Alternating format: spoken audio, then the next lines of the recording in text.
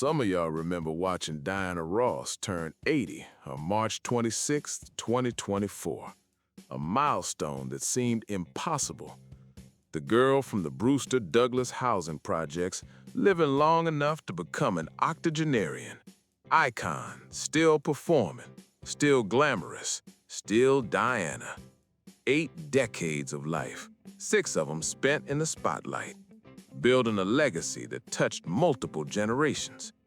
Looking back at what Diana gave us means acknowledging both the music and what the music represented, the doors she opened and the costs she paid opening them, the inspiration she provided, and the complicated reality of how she achieved success.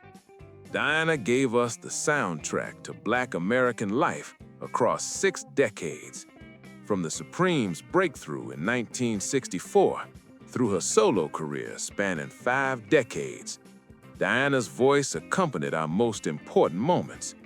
Wedding receptions played "Someday We'll Be Together." Funerals found comfort in "Missing You." Parties celebrated with "I'm Coming Out." Romantic evenings slow danced to "Endless Love." The music became woven into the fabric of Black life. Songs everyone knew, melodies that triggered memories of specific times and places and people.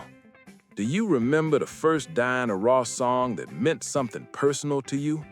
Perhaps it was hearing your mother play Supremes records on Sunday mornings, or dancing to "Love Hangover" at your first grown-up party, or crying to "Touch Me in the Morning" after a heartbreak, or finding courage in "I'm Coming Out" during your own moment of self-declaration.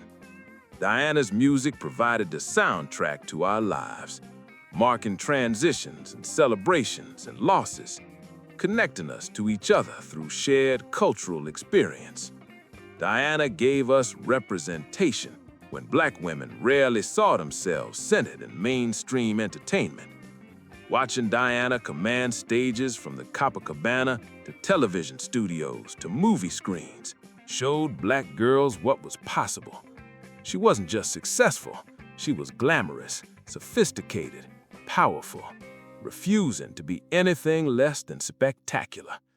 For Black women navigating a world that often told them they weren't beautiful enough, or talented enough, or worthy enough, Diana's unapologetic excellence provided a counter-narrative, proof that Black women deserved to shine. The glamour itself was a gift, even when critics dismissed it as superficial or excessive. Diana's commitment to presentation, the gowns and wigs and makeup and jewelry, the refusal to appear anywhere looking less than fabulous, represented self-creation and self-determination. She made herself into an icon through discipline and vision, showing that Black women could define beauty standards rather than just conforming to ones imposed by white supremacist culture. Every spectacular outfit, every perfectly styled wig, every dramatic entrance was a declaration. I am beautiful. I am worthy. I deserve to be seen. Some of y'all understood that Diana's success came with costs and compromises that complicated the celebration. Her elevation came partly at Mary Wilson and Florence Ballett's expense. Her crossover appeal was specifically cultivated to be palatable to white audiences. Her relationship with Berry Gordy gave her advantages other artists didn't receive. Acknowledging these realities doesn't diminish Diana's achievements, but it does require an honest assessment of how success works in industries designed to elevate some while marginalizing others. Diana gave us an example of a Black woman building an empire and maintaining control over her career for decades. After leaving Berry's direct control in 1981, Diana managed her own career, made her own decisions, controlled her touring and recording, built independent wealth and power. The business acumen required to sustain a 6-decade career, to remain bankable and relevant, to command respect and fair treatment in a racist and sexist industry, demonstrated intelligence beyond just artistic talent. At 80, Diana gave us an example of aging with grace while refusing to disappear. The entertainment industry discards older women routinely, considers them past relevance, assumes audiences don't want to see or hear from women who've aged beyond youth. Diana rejected that narrative, continued performing, maintained her glamour, showed that an 80-year-old black woman could still command attention and respect. The visibility itself matters. Diana's refusal to fade away, creating space for other older women to remain present and powerful. Do you remember Diana's 2022 performance at the Platinum Jubilee concert for Queen Elizabeth II? At 78, Diana commanded that stage, performing for British royalty and millions watching worldwide. Her voice showing its age, but her presence undimmed, reminding everyone that legends don't need youth to be legendary.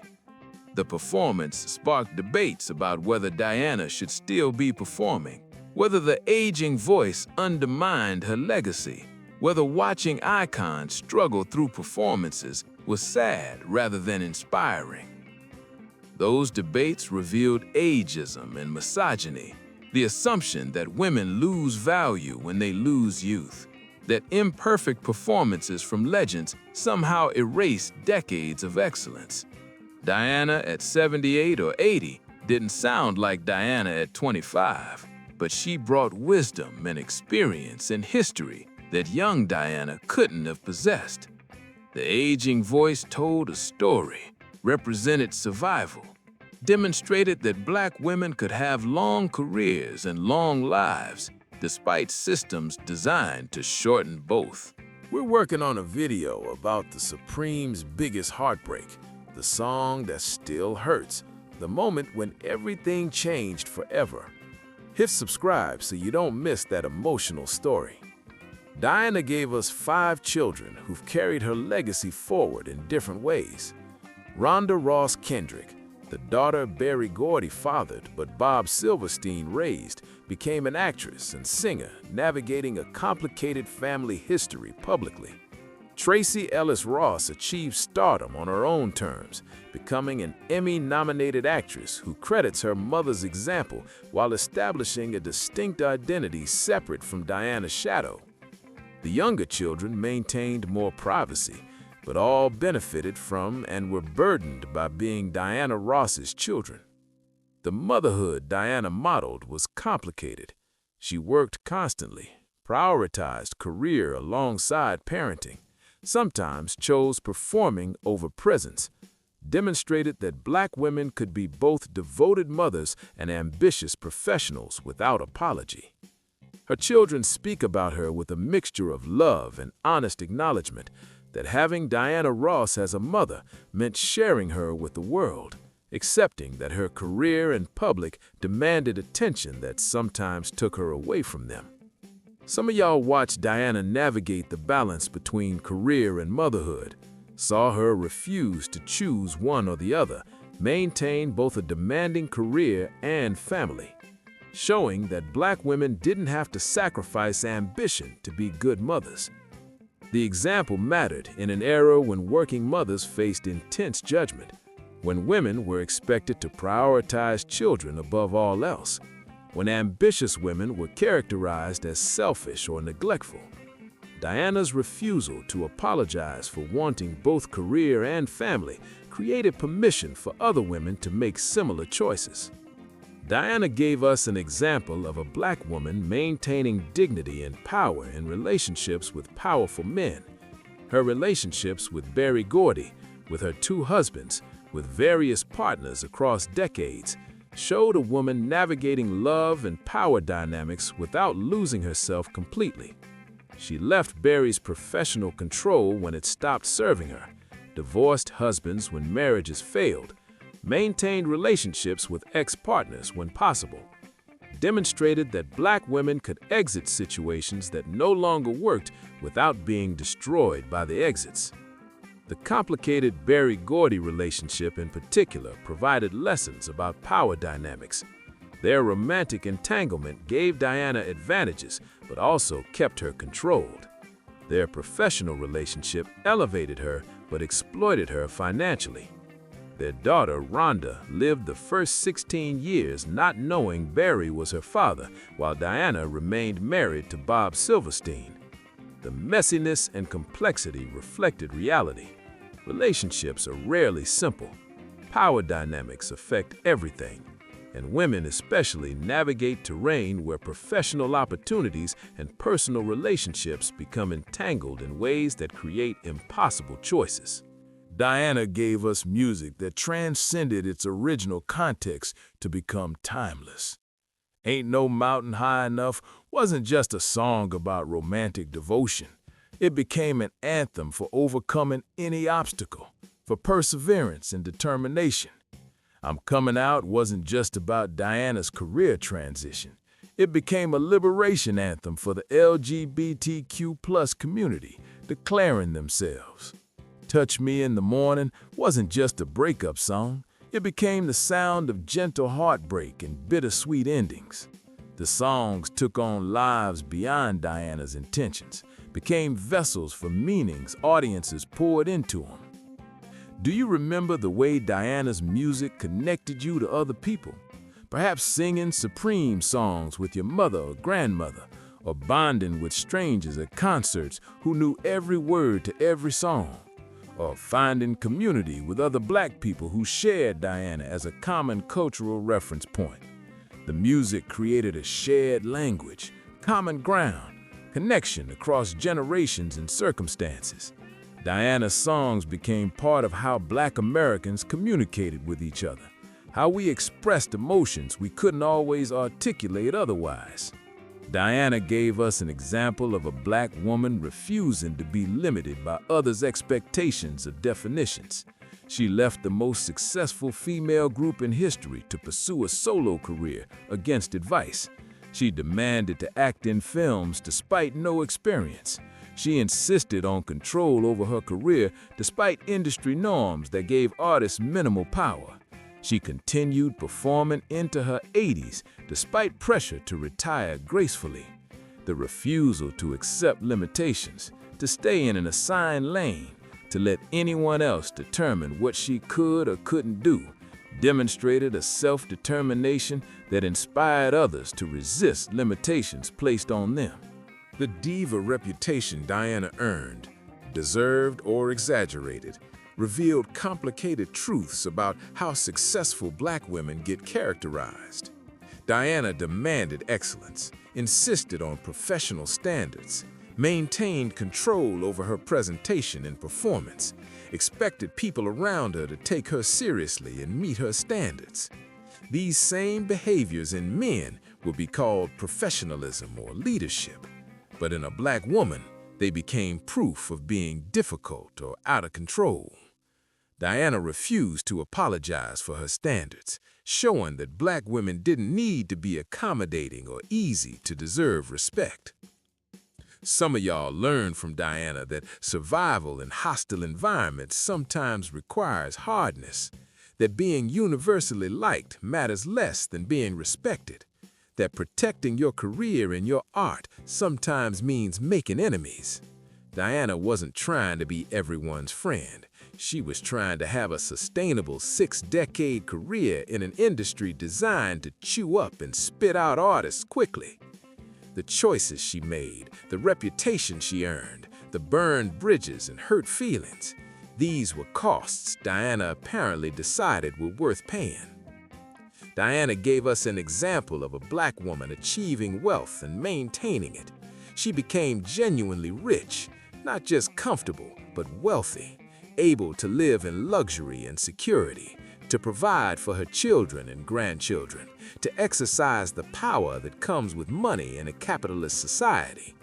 The wealth represented a rare achievement for a Black woman of her generation, demonstrated that Black women could build and maintain fortunes despite systemic barriers designed to prevent exactly that accumulation of Black wealth.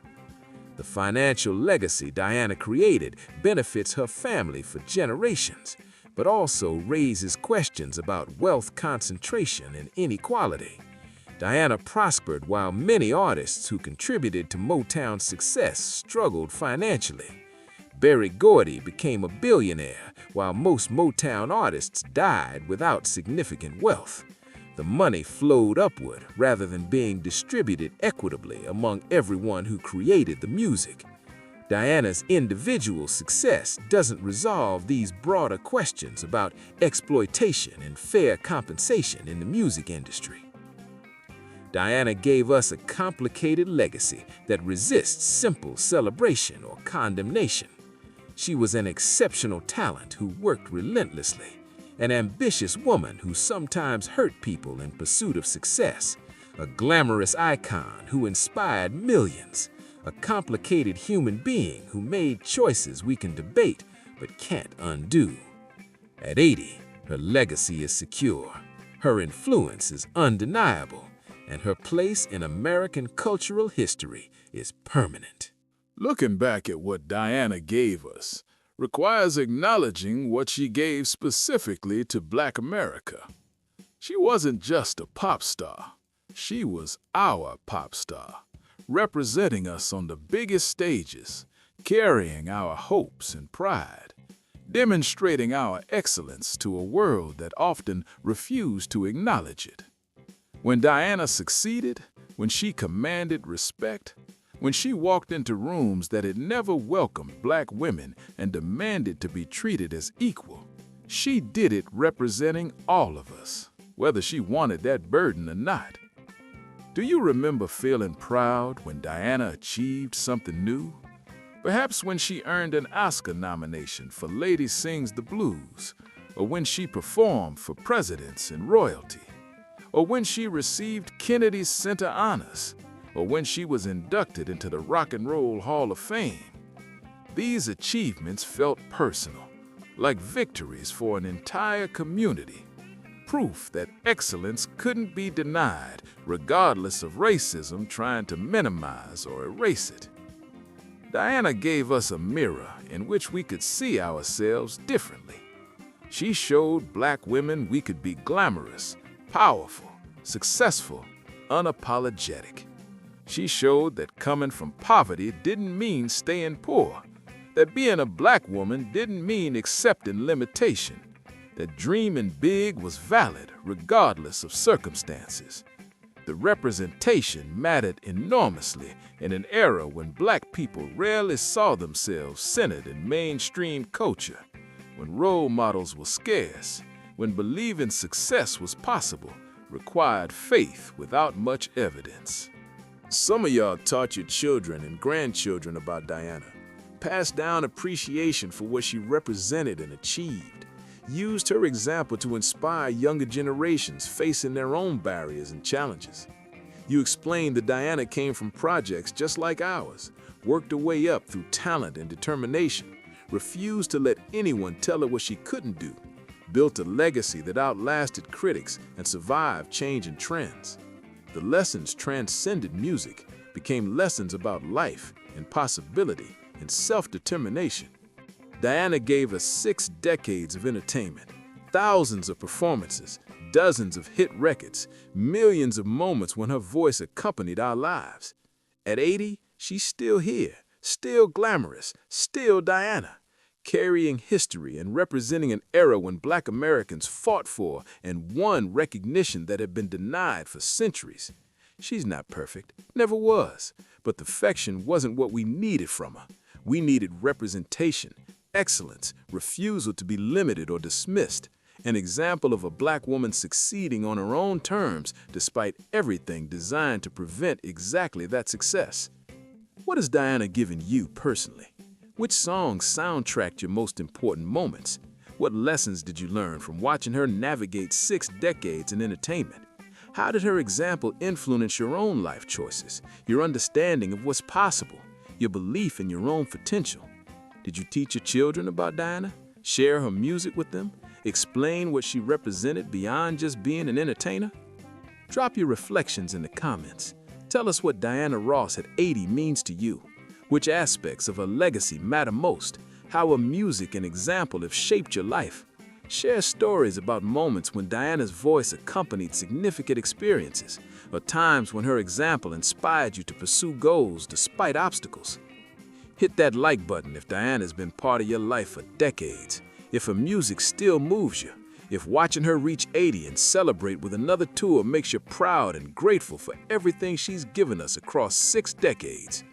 And if you want to help us preserve these honest assessments of our icons' legacies, celebrating achievements while acknowledging complications, recognizing both gifts given and costs paid, understanding our legends as complex human beings rather than perfect saints, subscribe so we can keep telling these essential truths about the people who shaped our culture and our lives.